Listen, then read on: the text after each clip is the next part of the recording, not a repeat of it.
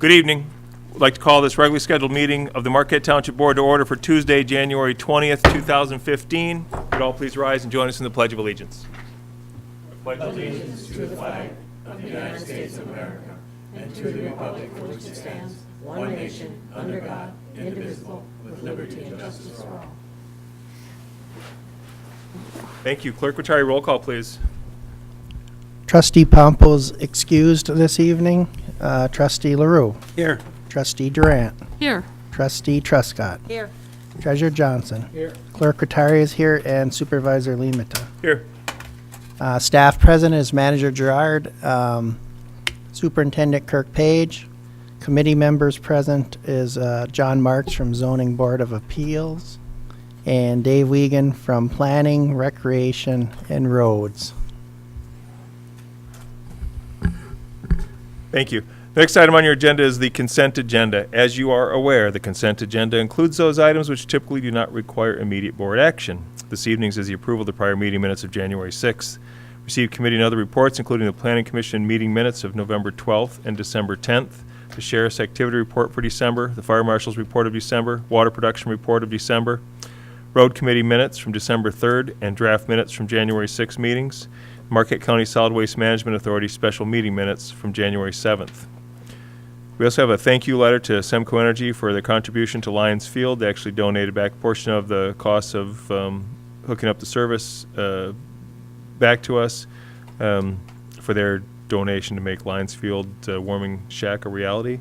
And we have bills payable this evening in the amount of $330,139.56. Are there any items in the consent agenda that any board member wishes to pull for further discussion? Seeing none, I would appreciate a motion to approve the consent agenda as presented. So moved. Support. We have motion and support to approve the consent agenda as presented. All those in favor? Aye. Those opposed? That motion passes. Thank you. The next item on your agenda is approval of the remainder of the agenda. Are there any items on the agenda that require correction or any additions? Seeing none, I would again appreciate a motion in regards to approval of the agenda as presented. So moved. Support. Motion and support. All those in favor? Aye. Aye. Those opposed? That motion passes. Thank you very much. This will bring us up to the public comment portion of the meeting. Those members of the audience wishing to address this board may do so at this time. Please approach the podium. Go ahead, Lisa.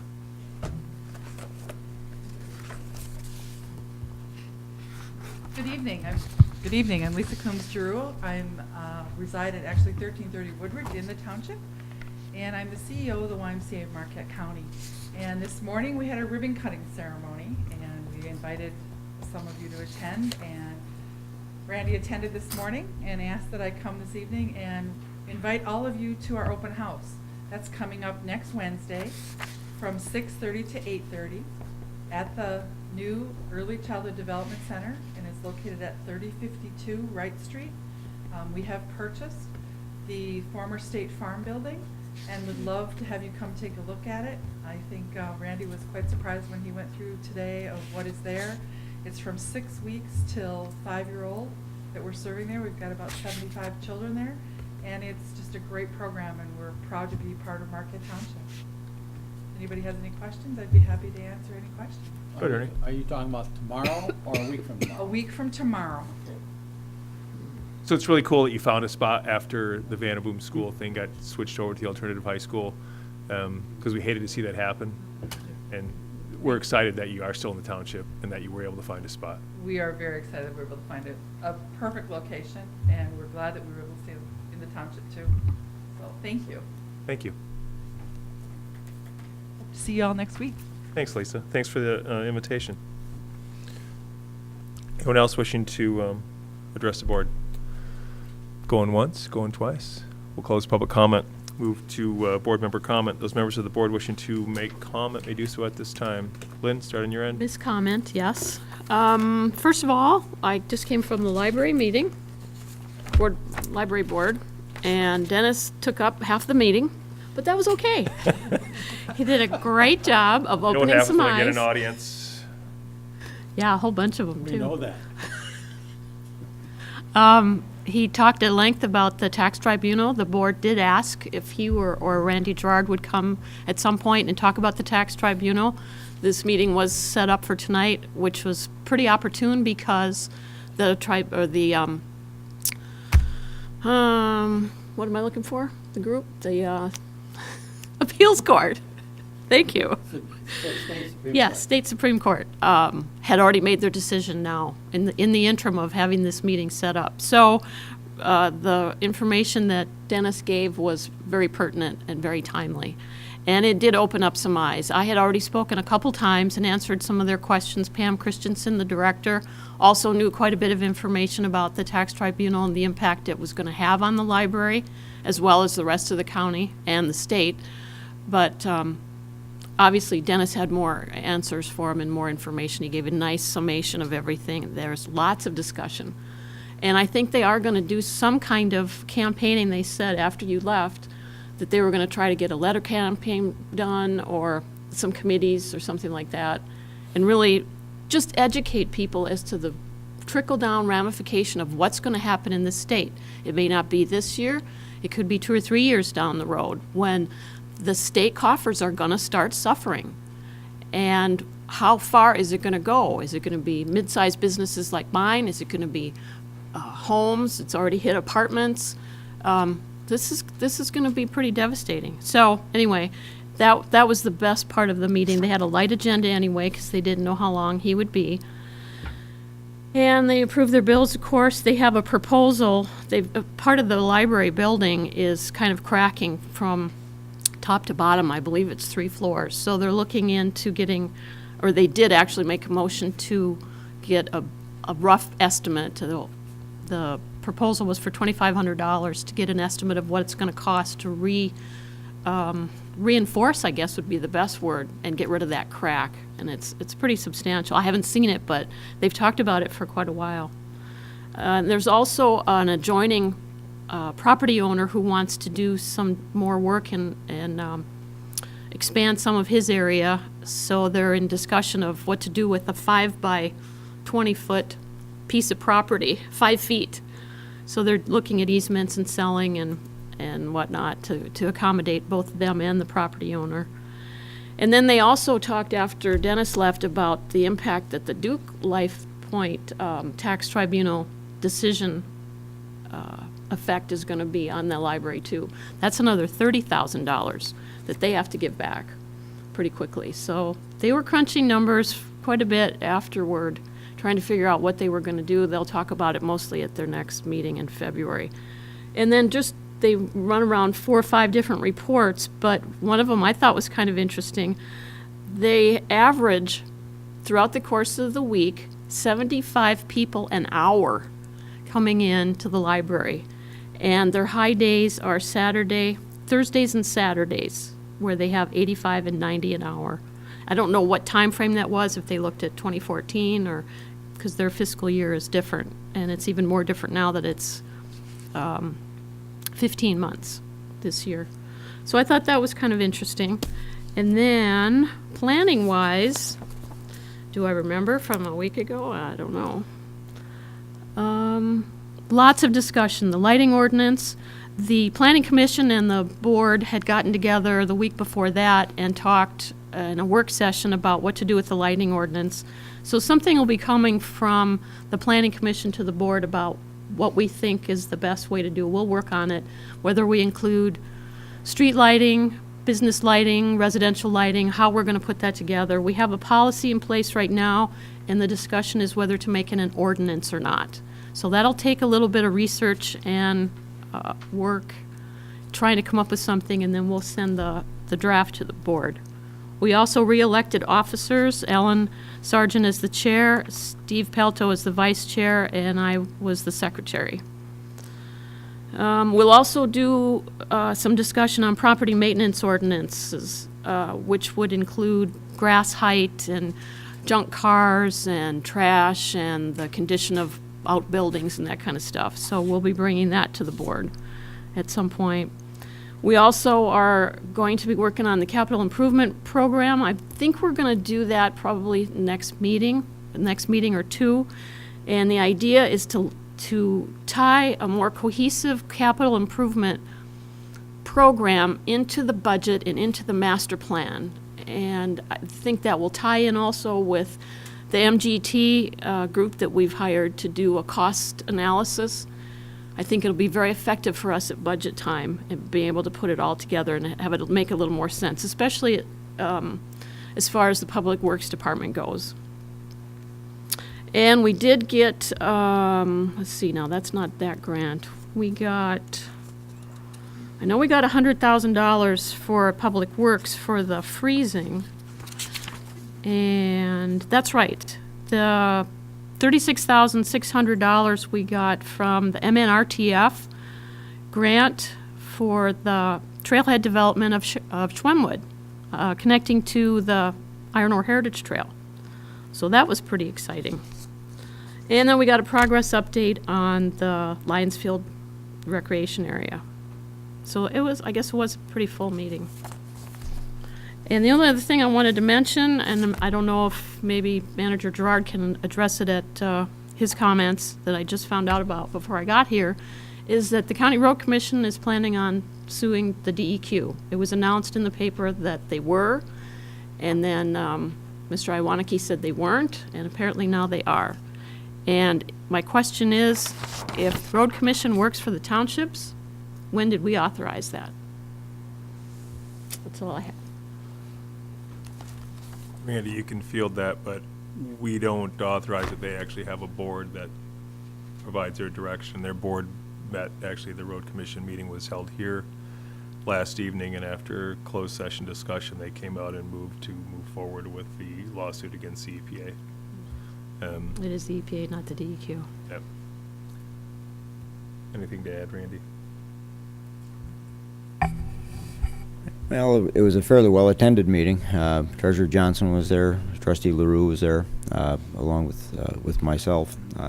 County commissioners were there.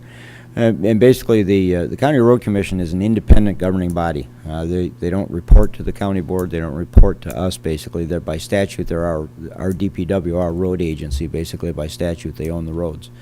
But they do have an independent board, and the board, after about an hour in closed session with the attorneys, did read a resolution into the record. The resolution basically had a couple of parts. One was that they were going to initiate the legal action against the EPA for not withdrawing their objections to the original permit process, to engage Clark Hill Law Firm to represent them in that issue, and that no road commission funds would be expended in the process. It's all coming from outside funding.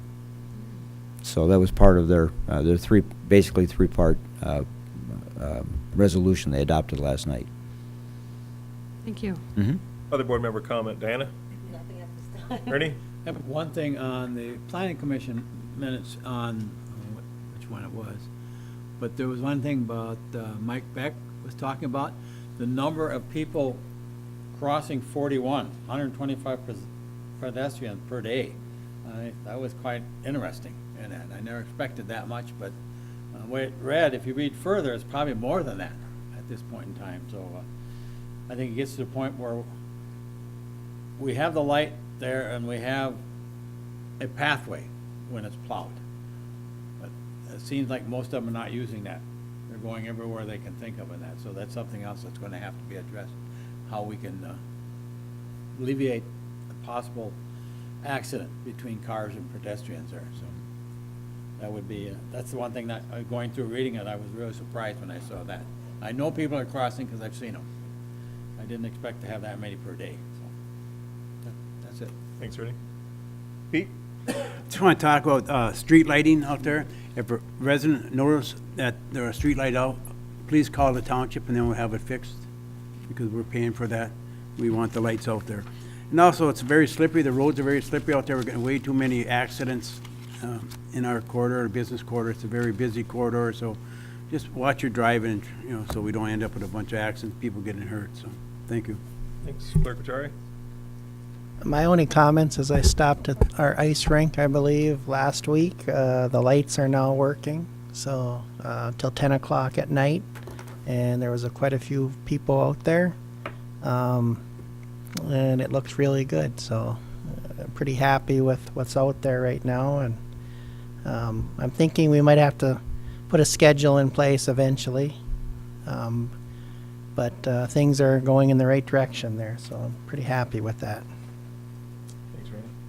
A couple comments. One, Lynn talked a little bit about the Planning Commission and the board met a week or two ago.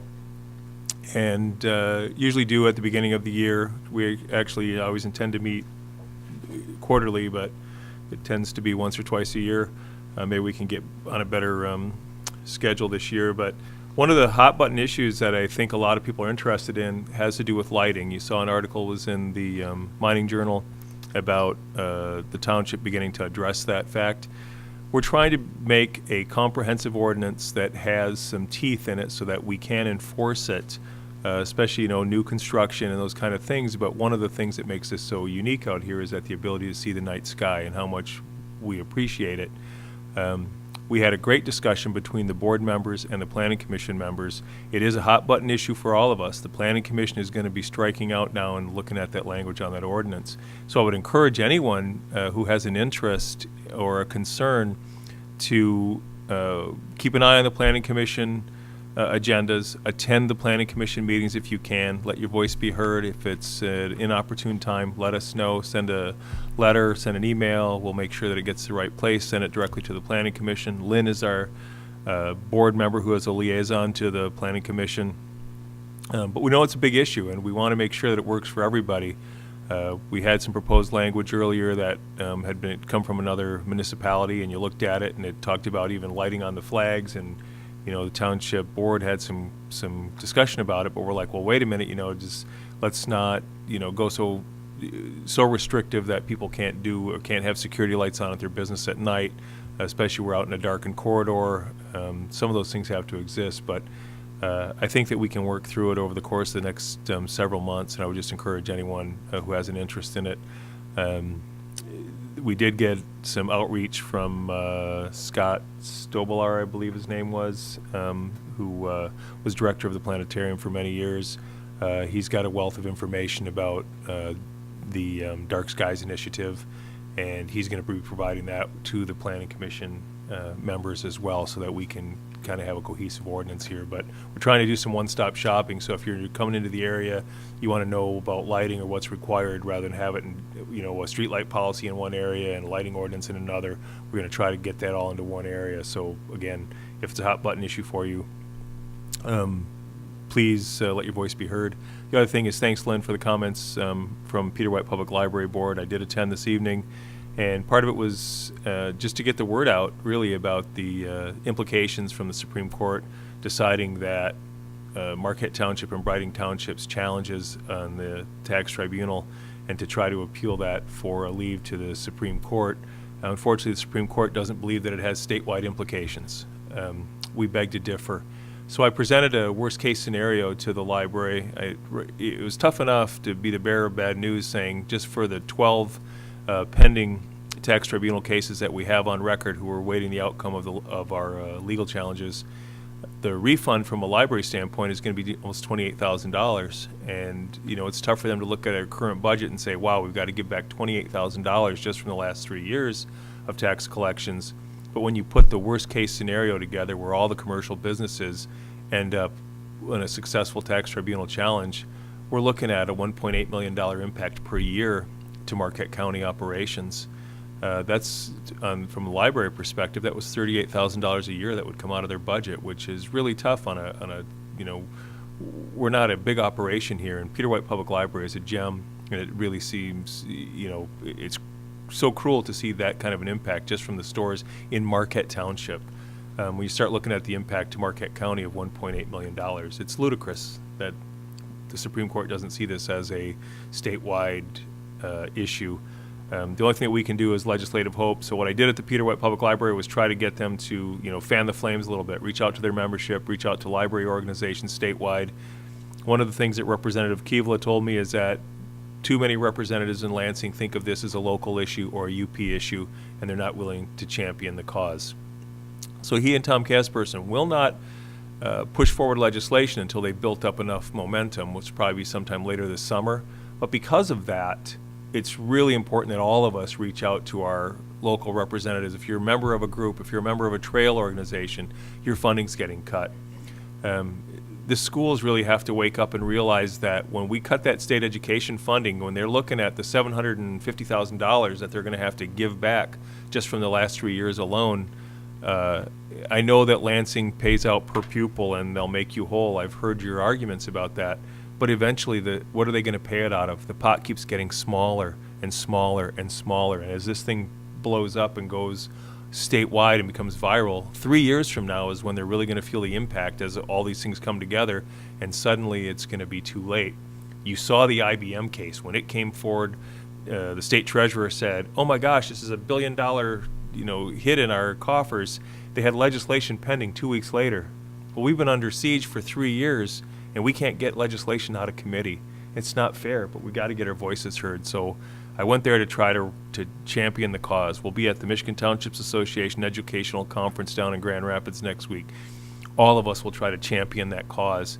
But if you're watching this, if you are a member of an organization, a trail group, you depend on tax collections to help your organization, you're under attack, and we need to make a very loud sound come out so that it's not just a UP issue, because this is not a Marquette Township issue. This is not a UP issue. This is a state of Michigan issue, and until we get a legislative solution, it's going to get worse.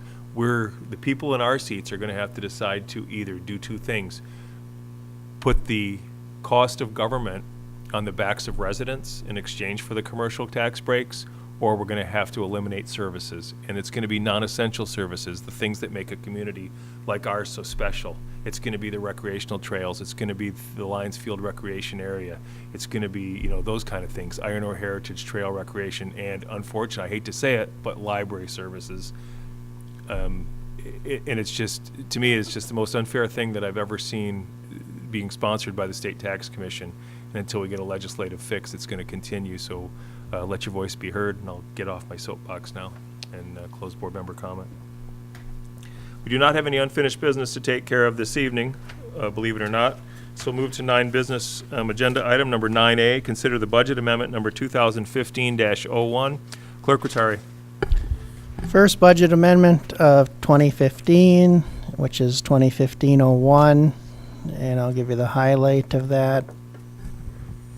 His authorization is requested to fund the user fee study that was approved at the last board meeting. Also requested is the funding for $300 a month rental charge for the storage of the kiddie park equipment until May and June. And I'll make a motion to approve that budget amendment. Second. Motion and a second. Any other comment? No. Seeing none, we have a motion and a second to approve that resolution. Clerk Rattari? Clerk Rattari is yes. Trustee LaRue? Yes. Trustee Durant? Yes. Trustee Truscott? Yes. Treasurer Johnson? Yes. Supervisor Limata? Yes. Motion carries. Thank you. Next item on your agenda is agenda item number 9B. Consider the radio read automatic meter read system. We've been discussing this and had extensive conversation about it during our budget cycle for this 2015 year. You do have a transmittal in your package dated January 15th from Superintendent of Public Works Kirk Page. We've been replacing water meters for several years in anticipation of converting to the automatic meter read system. We've reached the point where we have a sufficient number of smart meters installed to begin the conversion. Kirk is requesting that we move forward at this time. The total cost is $217,300.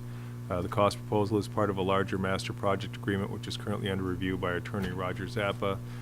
He respectfully requests approval of the attached cost proposal contingent on completion of the legal review of the master project agreement by our attorney. Superintendent Page, if you'd like to come up to the podium. And board members, any questions for Superintendent Page? Now would be a good time to ask them. Any? Going once? Ernie?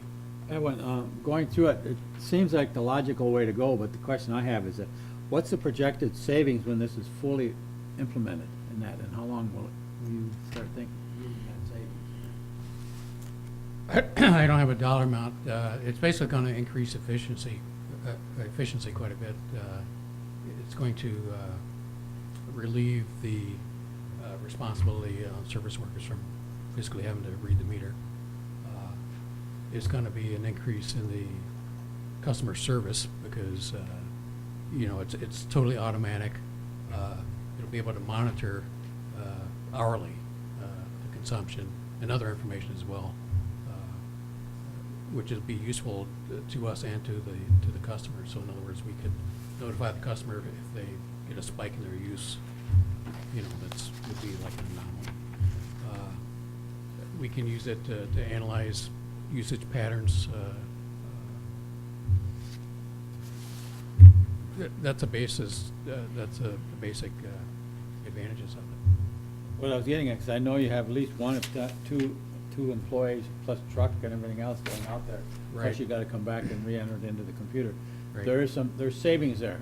We should be able to calculate the savings there and Right. how long it's gonna take to generate enough savings to offset this cost in it. Right. So I'd appreciate if you kind of, in the next month or so, can kind of work something like that Right. out. And like you said, the billing process is also going to be streamlined quite a bit.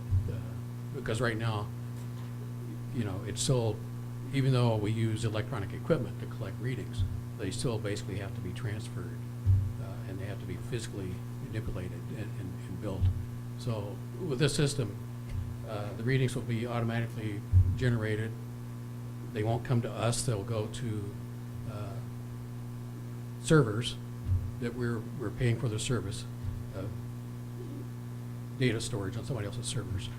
The servers are gonna be in 2 different states, you know, so for redundancy. I won't tell you what states they're gonna be in, but, and then we can access that locally, on the web, so, That will be an ongoing cost then, too, for having those servers available. and that. yeah, we will pay an annual fee for that, which is, But that'll have to be figured in. 12,500. on your projected savings in that. correct, yep. And like was mentioned, we've been looking at this for a long time. We've been replacing meters, basically ever since I've been here. And the meters have evolved so that they're now basically smart meters. But we can't really utilize them to their fullest right now. But I've been looking at radio read for a number of years, and when I first started looking at it, there was a cost associated with it, obviously. But the initial systems were not upgradable. So if I had purchased a system originally, I'd have to be upgrading it to today's system at, you know, additional cost. So now the improvements have been made, it's evolved to the point where everything is upgradable. So there'll be, we can do upgrades, for example, so that the customer can have the same access to the information that we do. Initially, it's just gonna be us, and obviously we can provide that information if the customer wants to come in and look at it. But, you know, in the future, we would add modules for the people who would like to, you know. For example, a lot of people can now monitor their thermostats anywhere in the world on their cell phone and change the settings and, you know, shut things off and turn things on. So at some point, we'd be able to do that. For example, we would ultimately be able to, for delinquent accounts, you know, if we can't collect, we can shut them off remotely, you know, just turn the meter off. So, and right with this system, we could, for example, also monitor if somebody's tampering with the meter. We'll know, you know, and it happens. But now it's kind of difficult because it's like, oh no, you know, the wood pile just fell on it or whatever, or it didn't happen at all. Because if you're only reading a meter, you know, once a month, I mean, it's pretty difficult, you know, to utilize that information. And what I'm getting at is if coming up projected savings, when people look at this cost factor, if you can come up with some projected savings Yep. in the future, they say, oh yeah, by doing this, you're gonna, in the long run, we're gonna have the savings to the department now. Right. These are things I'm always looking for. Other comments, Lynn? You've kind of answered some of my, what I was thinking, but, so it is possible for you on your end to manipulate the readings or not? I mean, I'm not being accusatory, I'm just wondering how, No, not manipulate the readings. We'll have data that we can analyze, okay, so. that's kind of the way it sounded, but, And the first thing we're gonna do is this first shipment of transmitters. And it's gonna be a major project to, to get there. I've attached the schedule that we're hoping to achieve, and if we start February 1st, we're hoping to be completely operational by October 1st. Now, that's not 100% because there's some homes that we just can't access to get remote touchpads installed yet. So these transmitters actually clamp onto the touchpad. So there'll be some of those still left. Basically, what I'm doing is I'm looking at jump-starting the whole process. I was going to phase it in and do like a drive-by reading. So it'd still be radio reading, be transmitted, but instead of physically having to touch the pad, you could just drive by and collect the readings. But it's still, it still takes time and it costs money to do that. And you're still collecting readings, dumping them into a computer, having a person, then do the billing from that data. So another thing I looked at is partnering, with other utilities. 2 or 3 years ago, when the city announced that they were going to automatic reading, they were going to partner with Board of Light Power. So they were actually going to basically connect water meters to electric meters. So the VLP would be collecting the electric readings and water readings at the same time. And for a number of reasons, that never happened. But as soon as that was announced, I called the Board of Light Power. How can I get in on that? And they said, well, we've been working on this for years. We've invested a lot of money already. And it's, at this point, not looking that good. So we're not interested in partnering with anybody additionally. so do you That's see, when I decided to go ahead and do it on our own. do you see too having to have is this a standalone computer to do this? Is it kind of dedicated, or can anybody in the office just No, download this? it'd still or- be a dedicated computer because it won't be on our network. Okay, so, And we already have that actually. So okay, okay. that won't be an additional cost, other than keeping the computer, current. Okay. Other questions? Pete?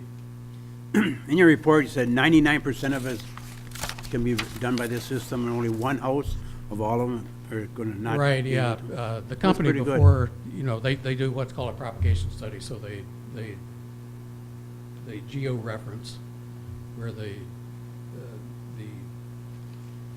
data collector is going to be in the elevation. And then they look at, they also map out all of our existing meters. And then they do their calculations on, will the signal be able to catch everything or not. So, yeah, 99% of the meters have excellent reception. So, You say you're going to start in February? Did I hear that? yes, if it's approved. And that's also predicated on, I said the contingent on our attorney reviewing the agreement, which actually he finished that yesterday, and I forwarded the comments to the company today. So even though our attorney's review is done, I still want to get to the point where we have a mutually agreeable contract. So basically, it's not that complicated, but their agreements are pretty extensive. So I just want to make sure that their boilerplate pretty much matches our boilerplate, so that Will the residents experience anything, and how are you going to jumpstart your program? Just by starting early and getting it going? Well, the jump start is basically, like I said, we've been replacing meters forever, and we've been trying to install these remote touchpads for quite a while. I don't know, 4 or 5 years now. And that's, we haven't really, that hasn't really gone as quickly as you know, as I'd hoped. So, the jump starting is basically agreeing, so we'll have a contract, and I'm basically gonna get 4 shipments of these, transmitters. So, in fact, we've already got the first shipment of 200, and we're gonna have training next Tuesday. And we're actually gonna start installing. And the first thing we're gonna do is actually also reprogram the meters. So like right now, the meters read in 100 gallons. Most of them, some read in 10 gallons, some read in 1,000 gallons. We're gonna reprogram all the meters to read. And that's another advantage of the system. We can program the meters. We can change it from different units of measurement, you know, cubic feet, gallons, whatever, liters. We prefer gallons, and program to actually measure 1 gallon, which is, you know, pretty precise. So. But I haven't paid for these 200 until you guys approve this. You will be reading them all at one time, so when people get their bill, they won't. Oh yeah, that's another advantage. See, right now, I mean, we're physically walking around, and you know, I gotta say, in the wintertime, I mean, sometimes it's pretty difficult. I mean, sub-zero weather, you know, dogs, inaccessible locations. You know, it's great when people, you know, shovel access, but let's face it, not everybody does that. So, not to mention the fact that we still don't have, we're about 85% of touchpads, so we still have quite a few of those to go. And this is not the only thing that, you know, service workers do. So typically it's a couple guys when they do it, so it's spread out over, sometimes the fastest it's ever been done is like 4 days. But sometimes it's a week, sometimes 2 weeks. So that tends to skew the reading somewhat, you know. So And you if do you this can't get a per- reading, then it's estimated, and Will they have, like, when you put these on, will we start reading those ones electronically right away, or will Right you away. wait till everybody's Well- loaded up and then we'll turn the system on? right, there's still gonna be a transitional period, because we're gonna start installing these next week. But we can't actually do we can't automatically read them until we have, you know, the collector installed at the tower. We gotta have new software, you know, and that comes later in the project. Okay, So during that transitional period, we will have the capability with, it's just a couple of attachments we need to our existing handheld to do the drive-by read. okay. So we're gonna continue to try to change the rest of the meters, finish the touchpads. In the meantime, installing all these transmitters. Everything else is gonna be done by the vendor. So in other words, we pay the bill, they physically do the installation, they do the training, you know, they install the software, do training on that, so. Okay. Other questions? Ernie? Along with this, I'm just looking at this, the annual maintenance, you're talking 12.5 Yep. per year, plus there's increase each year at 3% CIP. So you're talking $300-400 a year to Right. start with, Yep. which will be a Yep. cost factor you have to build into the budget every year on this. Right. Right. So- And we've actually done this in a couple of other areas where, and this is kind of a trend these days, where you don't just buy software, you buy service to go with the software. So for example, we can monitor, right now we're monitoring on the water system, we're monitoring our tanks. Okay, we've got 3 tanks. And the levels of our tanks are monitored remotely, and we pay for that service. And in that case, they're monitored, actually, it's by cell phone, so, you know, the data's collected. And same thing with our sewage lift stations. We have 5 of those now, and they're also monitored remotely. And we pay for an annual fee per lift station to do that. So it includes the software, it includes the hardware for monitoring, and it's not just monitoring, it's like an alarm system, so if the alarm conditions are met, it'll also generate cell phone alarms, email alarms, text alarms. So there's a lot of redundancy built into the system. But we can also do remotely control.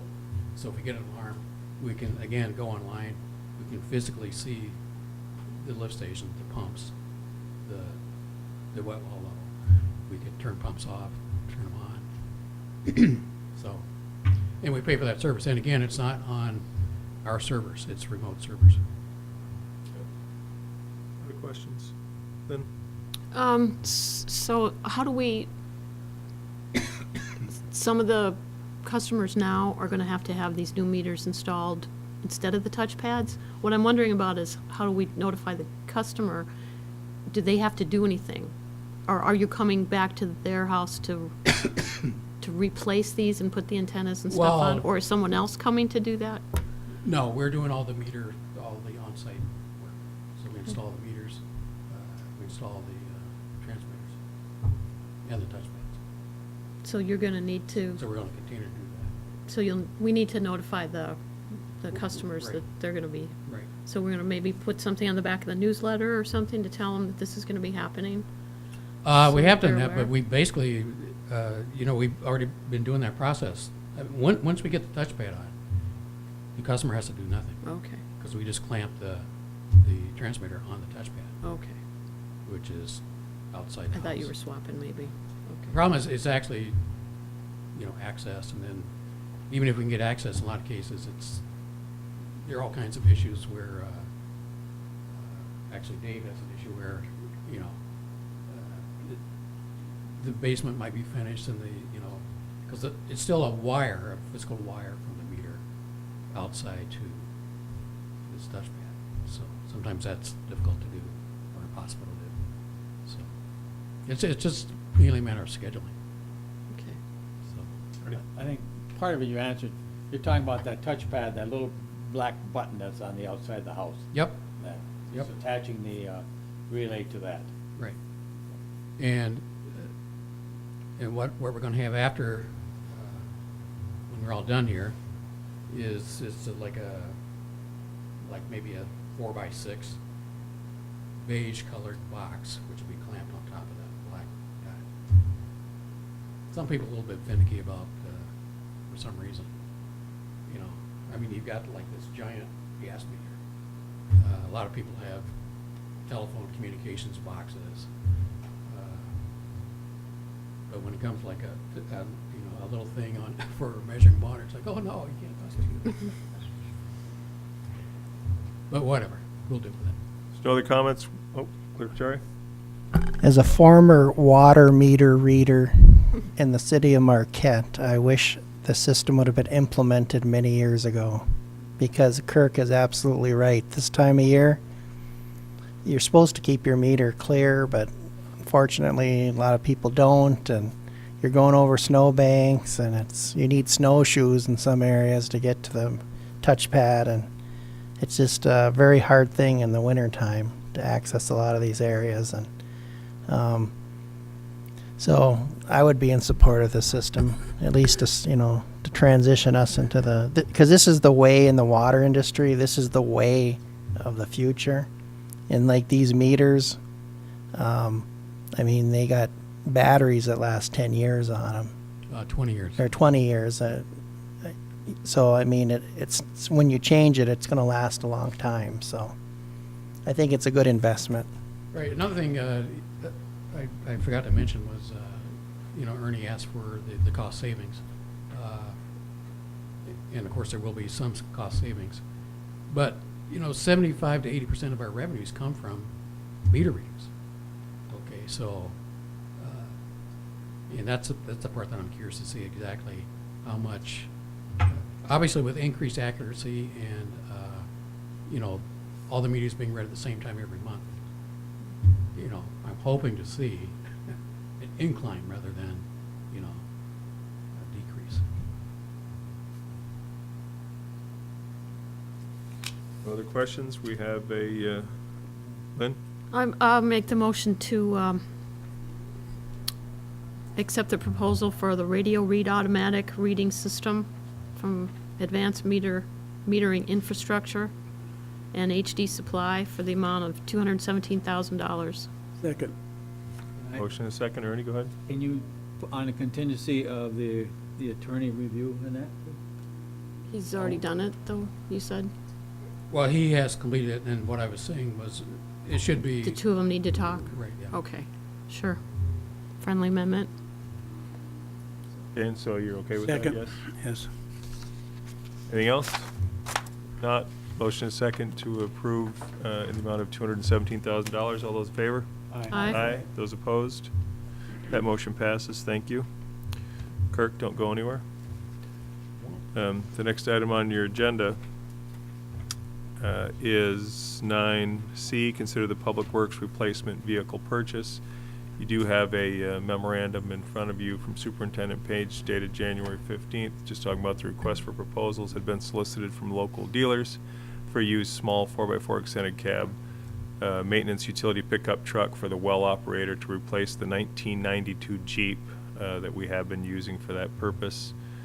Proposal was received from Pep Motors for a 2005 Chevy Colorado 4x4 extended cab truck in the amount of $10,895. Both Superintendent Page and the well operator have examined and test driven the vehicle and determined it complies with our specs and should meet our demands. And he does recommend the purchase of this vehicle in the amount of $10,895. Anything that you need to add, Kirk? Well, I'll just say that this isn't the only one. I mean, Randy's been pretty diligent about searching for vehicles, and this is really the first one that's really, that we feel that really meets, our needs. And, it's in good shape. It's, it doesn't have any rust on it yet. They're giving us a couple $1,000 off. Okay. Board member questions? Pete? No, I just gonna make a motion. Go ahead. If any more questions?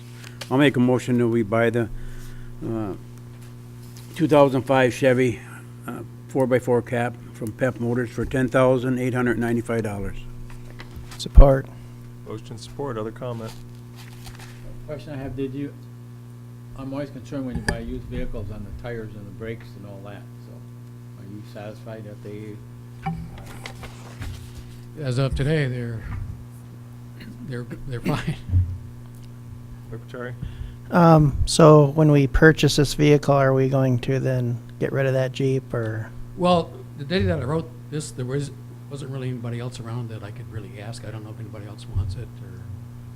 We will make it available. The problem with the Jeep is, as Kirk mentioned, it's a 92. It was the retired Jeep from the fire department. It's the orange and white one.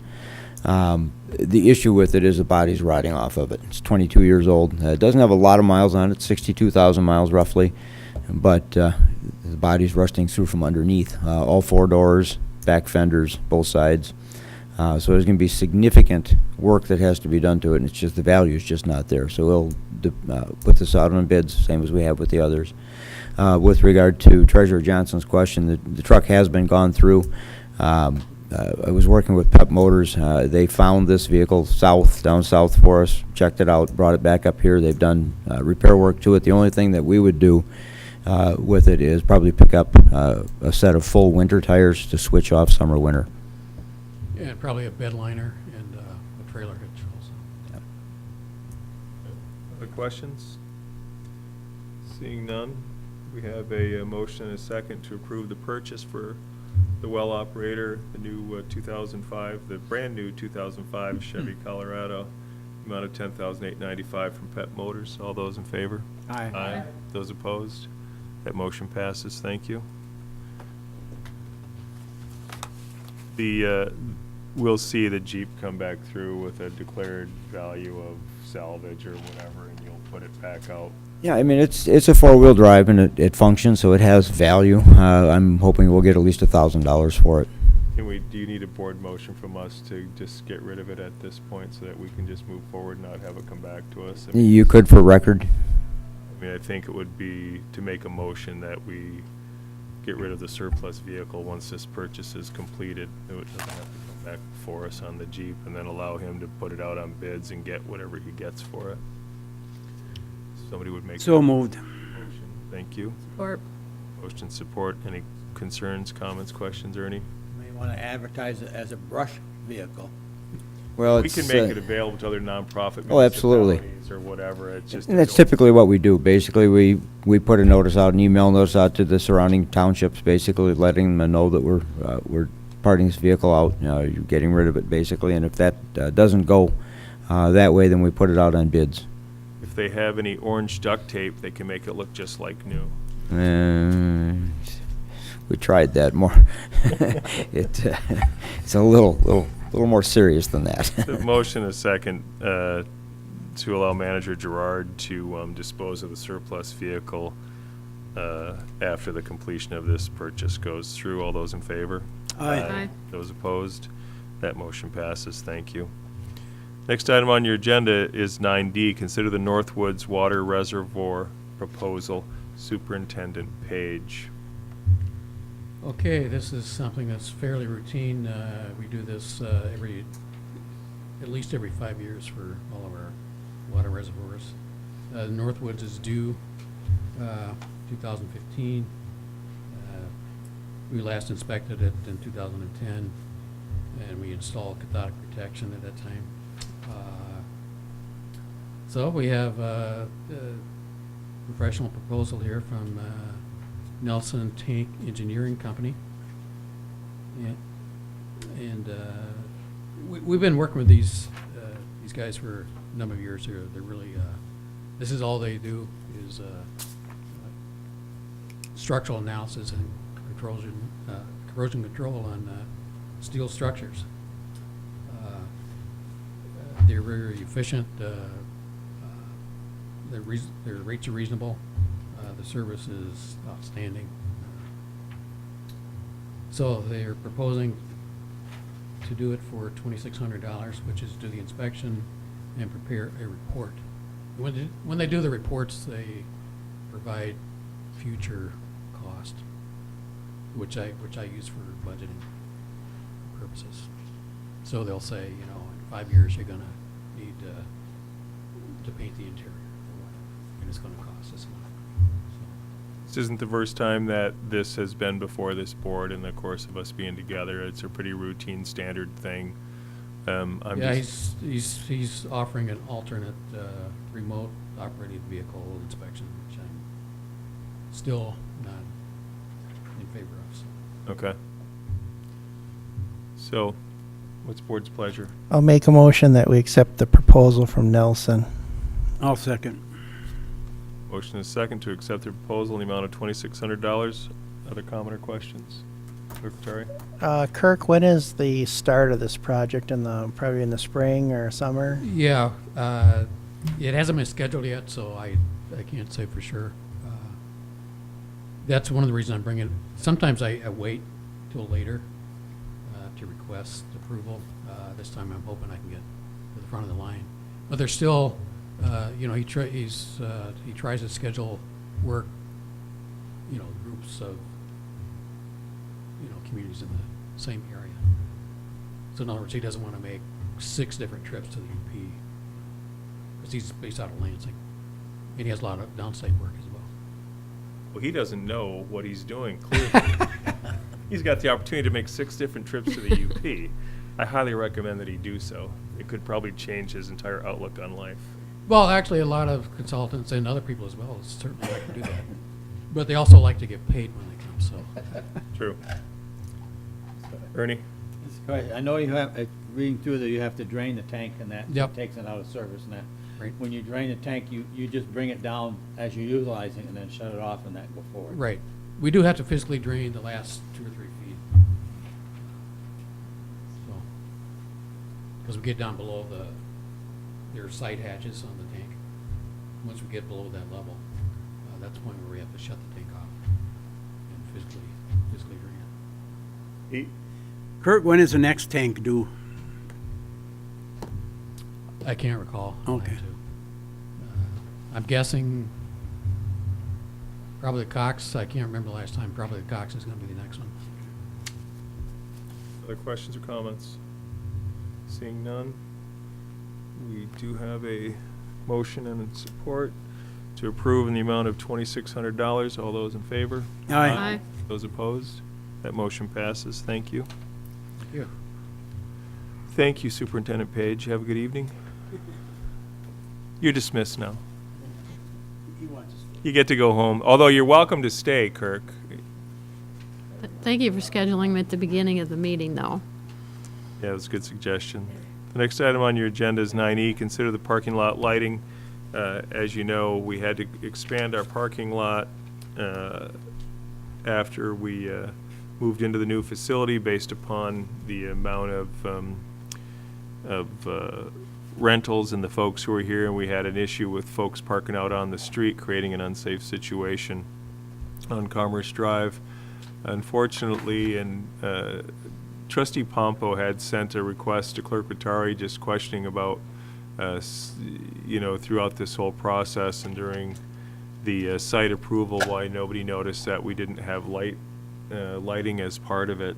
And I went back and listened to the meeting that it was presented, and unfortunately none of us had asked that question, and it was just one of those things where I think we assumed that we were moving forward with the parking, and we were working with Cornerstone Development on the acquisition of the property, and they kind of gave us a break on the land in order to get it and put the parking in, and with the idea, and I guess it was just an oversight by all of us, including from looking at it from a planning perspective, from the site approval to administrative side to the board side, and that's why it's before us this evening. We do have a transmittal from Manager Gerard in regards to it, January 8th, 2015, and it is attached for their approval is the December 22nd Wright Electric invoice for acquisition and installation of the lighting for the extended north parking lot, including trenching, installation of the underground wiring, concrete bases, poles, and LED lighting fixtures. Please note the project was delayed by the availability of the poles and the LED fixtures to match those that were already installed during the construction of the Township Hall. Funding for lighting was not included with the fixed price construction of the parking lot extension. At the end result is it came to $8,370.80. And will be from the 2014 budgeted community promotion appropriation account, professional services, and street lighting account. What's the board's pleasure? Pete? I'll make a motion that we pay Wright Electric for lighting for the parking lot for $8,370.80. Motion and support. Is there any comment? Seeing none. Oh, Clerk Rattari? Well, we had to have the lighting there, so I mean, it was just kind of something that I do agree with Supervisor Lima to that should have probably been approved at the time of the extension, but it was kind of an afterthought, and we got the parking lot in, then there was no lighting, and then we found out that we needed some lighting down there, so hopefully going forward we can not do that. Thanks. There's no other comments. We have a motion and support to approve paying Wright Electric the amount of $8,370.80. All those in favor? Aye. Aye. Those opposed? That motion passes. Thank you. The next item on your agenda is you have a memorandum. It's from Manager Gerard on the DDA request. Manager Gerard.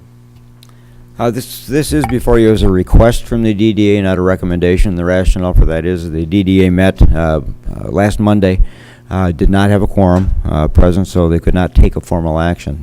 This question of potential expansion of the DDA boundary has been discussed probably for the last two boards. I think we've talked about, well, the DDA during the last two board sessions, basically. Two successive boards, this board and prior board. The board never really has taken a position regarding the expansion of the DDA boundaries as of yet, so they've brought it back before you as a request.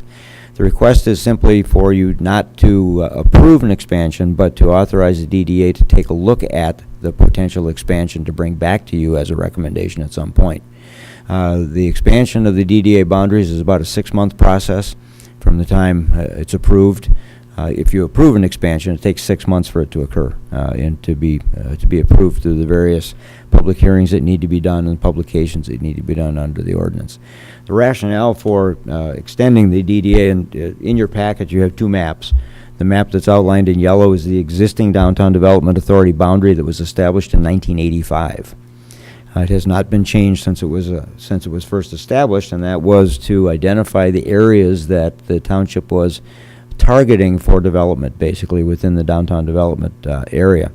As you look at the second map, which is outlined in red, that is what the preliminary suggestion from the DDA is, not necessarily going to be carved in stone, but that would be the area that the DDA would seek to expand the boundary to include areas that are actually currently developing and are projected to future develop.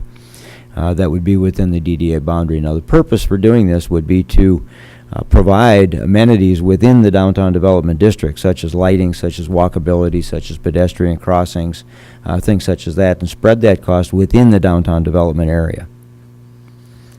Basically, the DDA has the ability to levy up to 2 mills for those types of improvements within the downtown development authority boundary, all of which the board has talked about as being important going forward. So that's the rationale for it coming before you, and all that's being asked this evening is that you allow or authorize the DDA to at least explore the opportunity or the option to expand the DDA boundaries, and bring that back to you as a recommendation if they so find that's acceptable. Board's pleasure. Lynn? Question, if I remember right, there have been times, or at least one time, that we were looking into a grant or some kind of project or something, and we couldn't do it because the boundaries weren't big enough, or Correct. the DDA hadn't done something. Well, one of the issues was when we were talking with Duke Life Point, the placement of the substation, electrical substation. We would have liked to have had that be able to be within the DDA, but the area that was being looked at for that, and the logical area that they will construct that substation eventually, regardless of where Duke Life Point located, it needed to be placed here in the township because that completes their loop for their redundancy in provision. That's outside the DDA, and it actually should be inside the DDA, the area. There were also other issues that came up within the DDA that the corridor, for instance, I can't remember the exact name of it, but there was a statute that came out that allowed assessment or capture of like a TIF for improvements to the highway, along the highway corridor. Some of the other municipalities in the area would not participate in that and would not agree to have a TIF capture, so we weren't able to do that, and our area wasn't large enough to support it. So the expansion of the DDA, basically eastbound along US 41, as you can see on the maps, eastbound along US 41, westbound along US 41, which is actually our development corridor, and then north in this area, now that it's expanding and developing, would be recommended for inclusion within the Downtown Development Authority for a number of reasons. Attainment of grants is one, but with some of the development that's going on, we will be looking at putting infrastructure in, such as sidewalks, such as walkability features, lighting, and those kinds of things that otherwise we're not going to have the ability to fund. Don't forget the fact that, as we discussed earlier, the impacts of the Michigan Tax Tribunal on the big bucks cases and the loss of tax revenue limits our abilities to do some of those infrastructure improvements that we've certainly heard from the business community they would like to see. And as we had this conversation during the DDA meeting last week, when you think about it, cause of deteriorating property values, one of the things that the DDA can do is levy up to 2 mills. They don't have to levy 2 mills, but up to 2 mills. And why would that be a good thing, and why would people support it? Well, if you look at the improvements to property values, potential improvements, in addition to that corridor improvement, because how many times have we as a board talked about our front porch is 50 miles an hour as they go through, and that's our downtown area. Can we improve the lighting out there, because we do have a lot of dark areas? We discussed earlier pedestrian access and safe crossings, and I mean, that's one of those things that we've known for a long time. We have the one light, but there was a tragic incident in front of your place, Lynn, not that long ago. We have people crossing over that corridor, and is there something that we can do from the make that a little bit safer crossing? Can we improve lighting? Can we have more crossing areas? And then just the median aesthetics and maintenance, we talk a lot about the weeds and whatnot, and are we on a maintenance plan, and how often can we cut those? Those are some of the things that expanding the DDA boundaries and then looking at a potential capture could do, some of the good that would come back from it, so that the folks would certainly understand, you know, what am I getting for my money, what's the bang for my buck, and that would certainly be a part of it. Well, you know, and the pedestrian crossing aspect is significant. As Treasurer Johnson mentioned, the report came in that showed that, you know, daily crossings are a lot higher than we think. We were successful in getting the signalized crossing here at Commerce, but that's not in the area where the pedestrians are crossing, and that's one of the drawbacks, is that was our only road connection basically to get across.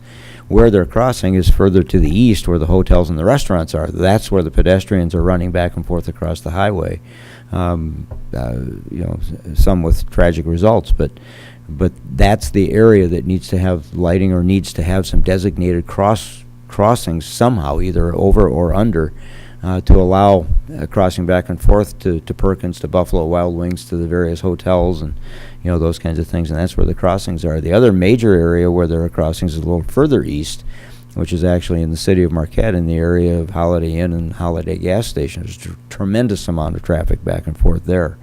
So, you know, and it's the same thing. You have restaurants and gas stations and things such as that people are running back and forth from hotels and, you know, and accommodations. So we really have some needs to address within the US 41 corridor. We're not going to get any help from MDOT to do that.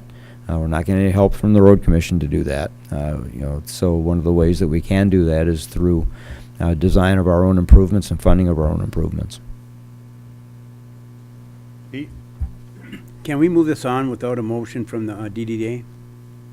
Well, all this is a request. You really don't even need a motion. All that the DDA is doing is asking if the board would agree to allow them to pursue at least the formation work of looking into expanding the DDA boundary, and bring that back to you at some point as a We recommendation. didn't have a meeting, though. That's my concern. No, they're just making a request to the board. That's why you don't really need a formal They didn't formal take action. formal action Right. either, Pete, as the DDA, because we were one short of being able to have the 5-member majority. But we can, I think a motion is appropriate from the board, because it just sends it back to the members of the DDA to say, as a board, yeah, we will authorize you to explore the potential boundary expansion and develop a proposal on that boundary expansion, because that's the first step. And if we move forward with that, then the next step would be the DDA would then start to look at, if we did a capture, how much would it be, what would it be for, and those kind of things. But initially, all we're asking them to do is look at the potential for expanding the boundaries of the DDA. Ernie? I just have a question. Looking at the original map and then the proposed, and that it was large, but then all of a sudden, I'm looking at the original one, and you're talking about the, right behind us, the alley behind us went all the way up to Center Street and then straight across. Now you've got Carved crooked out line in here. Kearns. Cedarville's is out now, and so the question I have is the rationale why that was changed that way. Now, the rationale there is that's really a residential area that ties more with Trowbridge. And what we were looking at there is, you know, it doesn't make a lot of sense to have residential areas in a development area. So that was the rationale for taking that out. And you'll probably see the same thing down on the very far southwest, the Northwood subdivision area. Most likely what you would see is it would follow the Northwoods Road that comes out at Brickyard, the south boundary of the DDA, to remove that residential area as well, because that's not a development area. The north side of US 41 is going to be the development area. So that's the rationale for that. Because I was looking at that, and I looked at what you just said, and that was still in here. Yep. Anything else? Pete, you gonna make a motion? I'm going to make the motion that we send it back to DDA and have them proceed with it. I'll second it. Motion and second. Any other comment? Seeing none, all those in favor of sending it back to the DDA and authorizing them to explore the potential boundary expansion, say aye. Aye. Aye. Those opposed? That motion passes. Thank you.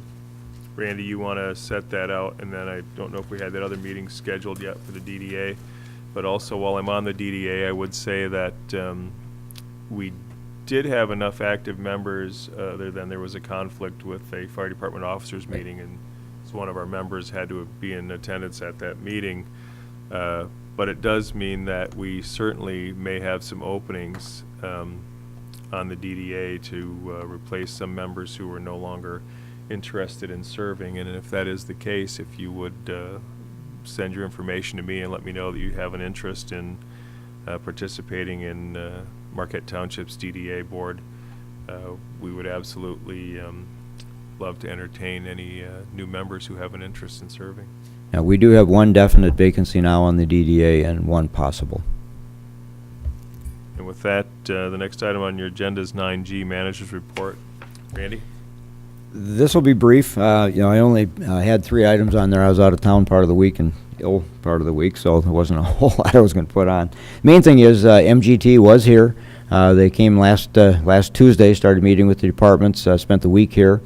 They will be back again Friday of this week. I'm sorry. Jim Olson will be back Friday of this week with some preliminary information. He and Gordon will both be back for the entire week, the second week in February, to wrap this up and start formalizing their initial report. So I think you're going to see some very rapid progress on this. Everybody that met with them, Pete sat in on part of the initial meeting with the department heads, but then they met individually with each of them, gathered all of the data and information, and are taking that back to begin that analysis. And we'll see the first part of that coming back Friday of this week with Jim Olson. The only other comment that I'll make, and I think it was Lynn that was talking about the shortfall, the issues with the state, and Supervisor Limita talking about the impact of the Supreme Court's decision not to take our big box case. The announcement of the state that they're now $325 million in deficit for this budget year, 2014 and 15. That does not include the impact of the big boxes. Now, our most recent calculation, just in Marquette County, $1.9 million a year is the impact of the Supreme Court, is what we're expecting with the march, the march to the tribunal, because they basically have free reign at this point. So multiply that by 83 counties in the state of Michigan and all the cities and everything else, because that's where it's going to reside. So the state of Michigan is way more than $325 million in the hole for 14 and 15. They just haven't realized it yet. Sounds like a local issue. It is local. It's clearly local. I feel it local. Questions for Manager Gerard? Did you attend the last 41 quarter advisory meeting? No, Jason and I were both out of town for that meeting, so I was not at that meeting. They knew that ahead of time, but we did submit our information to them prior to the meeting. Because at the road commission meeting last night, they were talking about that the MDOT is going to put a light at Brickyard Road this spring. Yeah, we've known that for quite a while, and basically we were instrumental in that. What they're doing this spring is they're putting a temporary light for 2 years at the Brickyard Road intersection, and they're making the Smith Drive a right turn only coming out. And there will be a barrier there, so you will not be able to go turn left, period. And basically what the light is temporary because in 2019, they already have funded the project to extend our boulevard west of Walmart. So the boulevard will extend west of Walmart, possibly all the way to the Negaunee Township line, but certainly to the area where Power Sports was. And it will have Michigan lefts in it. So you will not have that straight across traffic anymore, other than at the formal light that will remain at Brickyard. Other questions? Pete? I think they said April or May that's going to be done. Yeah, right, spring. As soon as they can get the work done on that right turn only, and then it'll, like I said, it'll be a temporary light. It won't be your standard light for approximately 2 years until they do that boulevard project. Warner Street plowing, we're going to have to get the county back here to clean that out again. The issue that we have on Werner Street is the residents are plowing up huge berms at their driveways, and our snow blower that we bought is not equipped to handle the large chunks of ice that are developing as a result of that. So that's why we had the road commission do that. And yes, I can get in touch with Jim and have him come back. then we can set a schedule so they have to plow that, just, you know. Yeah. The problem is there's no room on most of those lots along Werner Street, and, and they really don't have an option. They can't plow it across the street because it's in their neighbor's driveway. So, what we have to do is coordinate with the road commission to have that removed, and, we may end up having to, take some other measures ourselves to have it removed. The grounds and vehicle in the same warehouse, Randy? In the process. Okay to do that? Yeah, we're in the process of doing that. Kirk is arranging Okay. what's gonna go in the back garage and what's gonna stay in the main garage. During the budget, we talked about going from 60 to 80 hours in the sheriff's department. Correct. Is that started yet? That was approved by the county board at their last meeting, to increase the staffing level, to allow the sheriff to accommodate that. So yes, it's in process. Thank you. Secretary?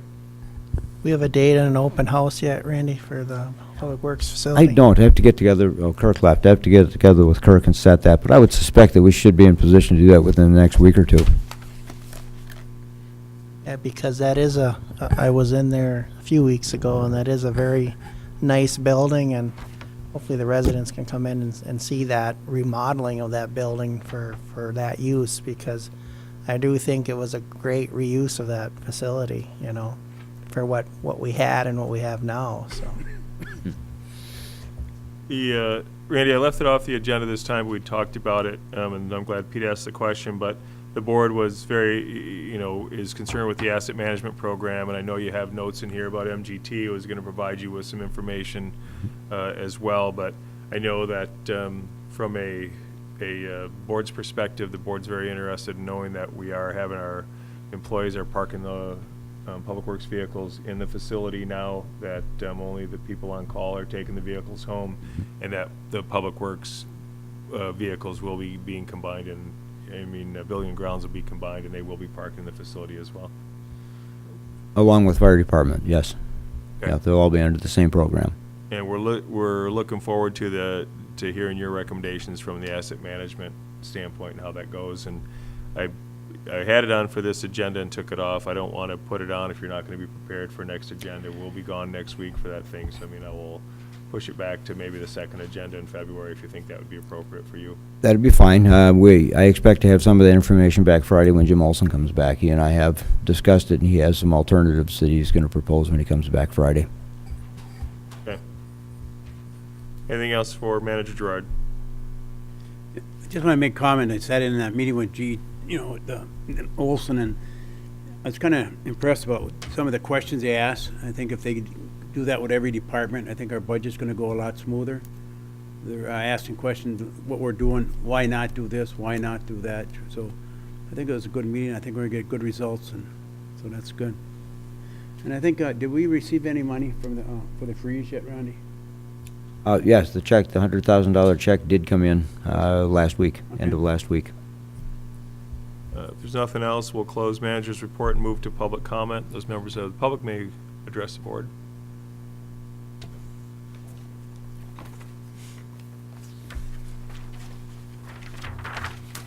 Kathy Peters, 600 Brickyard Road.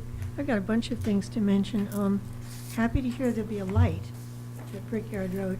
The real problem at Brickyard Road is that the roads are offset. And I also hope that there's some sort of a warning light or lights of some sort to the west indicating that there's a light coming up.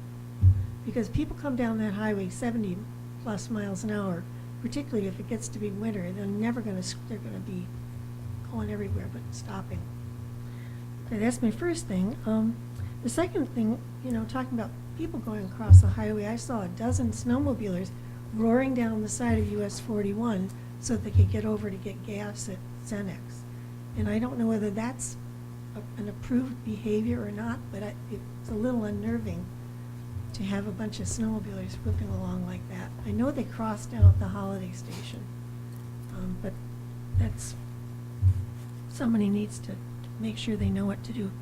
The lighting issue, I've written a letter, but one of the things that I really feel very strongly about is that when you have a dusk to dawn light, it should only be in your yard. It shouldn't reflect into your neighbor's lights, windows. I think that's only respectful. And I see a lot of lights that are up so high that if you look at them, you actually become blinded. And there's such an issue of, it's like looking at a headlight coming down the highway. Once you see that headlight, you don't see the stuff in the shadow. So I think a lighting issue is really important. I see no reason why some of the businesses keep all their lights on all night long. You know, there's nobody there. And what is the cost? The other issue is that, you know, I looked at that new zoning thing, and there is absolutely no way I want my rural residential property to turn into commercial. That's just that's not appropriate in that place. It's on the south side of Brickyard Road. That section of US 41 has big drop-offs. There's no way you could successfully build along that section without doing a lot of fill, which would mean filling up my wetlands. And so I really think someone didn't look at the topography of that. I also think that we're being really sort of backward in thinking that we have to have all of the development along the highway. Here you've got a beautiful Commerce Venture Drive that practically nobody is building in. And I really think the township needs to go after that part of the township instead of throwing it back out into the residential areas. People desire to live in this area, to be able to live in a residential area in a more outside of the big city look. And I've had several people ask about buying some of that property. But, you know, to turn it into a commercial thing, absolutely not. And I wonder why the owners of those properties haven't been notified that this is an intent. I didn't know about that till I came tonight. So when were the owners going to be notified that there was a change in the zoning? It's not a change in the zoning on that, it's just a proposed expansion of the Downtown Development Authority District. The zoning remains exactly the same as it is. It doesn't So it'll still be change it. rural residential, and you It- can't have development district where it's rural residential. Yeah, all they're trying to do is, and that's just a propose, that's kind of thrown up on a map saying, here's what it might look like. We don't know what it will actually look like until it goes through the DDA. The recommendation will come back to the board from the DDA. This was just what are they talking about trying to do, expand to the east, expand to the west? You can certainly weigh that in with the DDA as well, and I'll share, because I'm on the DDA, I will share your concerns with the DDA as well. I would be very adamantly opposed to that, as you can tell. Okay. Okay, thanks. Oh, this is a good thing. I'm on the Iron Ore Range Heritage Trail signage committee, and we're working on the signs for Schwimwood Park. Oh. So those are sort of fun. There's a big fights between the wagon road people and the plank road people, and who's going to get the place, and then the railroad wants it too. So there's some really sort of stuff. Whether that's all going to get on the sign, as I do my research, it's pretty much, it's very lively. Oh, cool. So, Thank you, Kathy.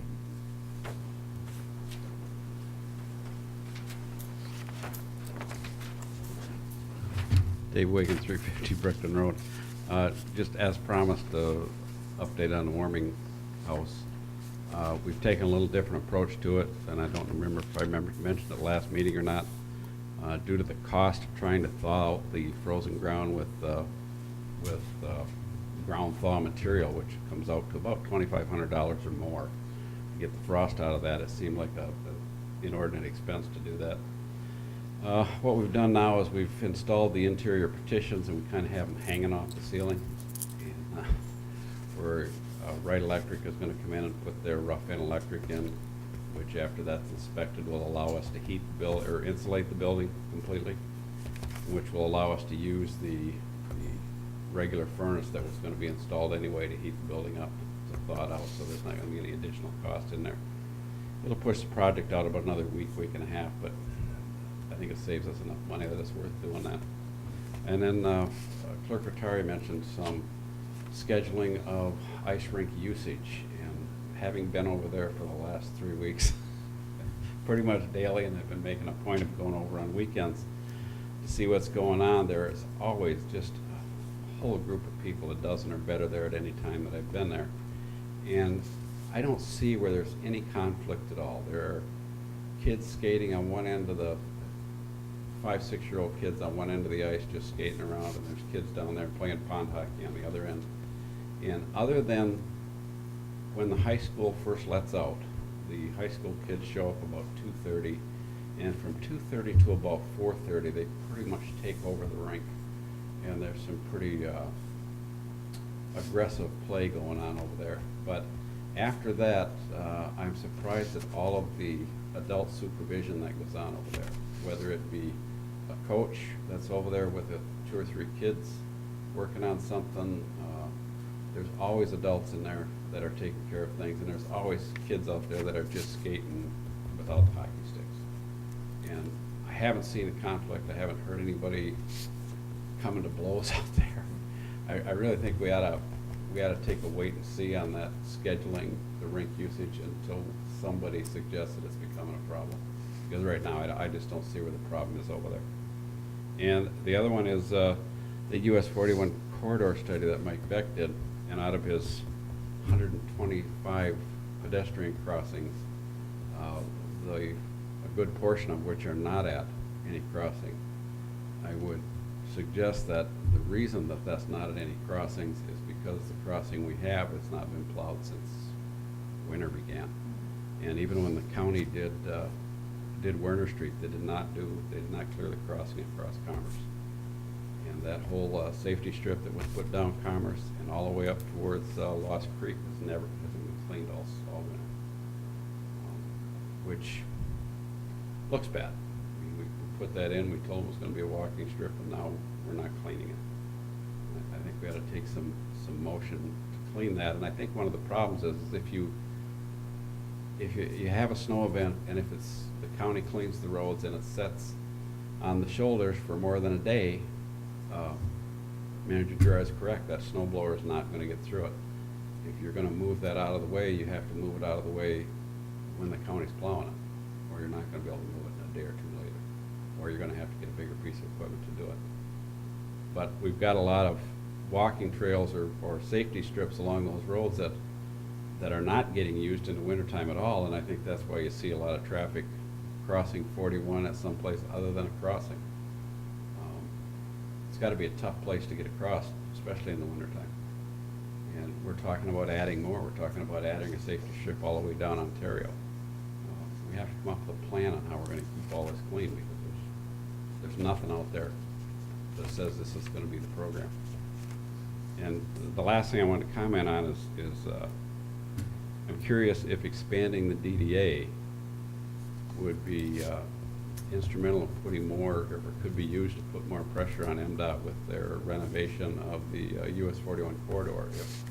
If all of that is enclosed in the DDA, I would think we'd have another point to put pressure on them to get some of the things done as far as lighting and stuff that we want out there. Thank you.